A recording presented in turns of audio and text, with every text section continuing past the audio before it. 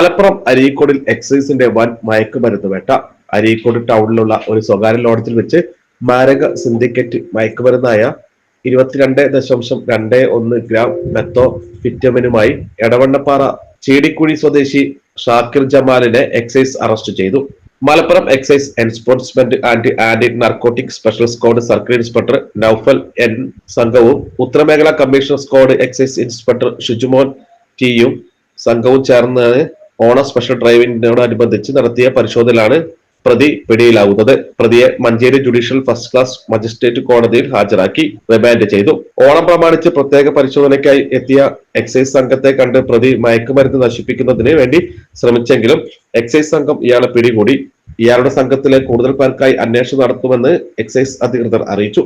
Excise inspector Haridasan P, assistant excise inspector grade Ashif Iqbal K, civil excise ഓഫീസർമാരായ Akhildas, Aneesh Babu, excise driver Muhammad Nisar എന്നിവർ ചേർന്നാണ് പ്രതിയെ പിടികൂടിയത്.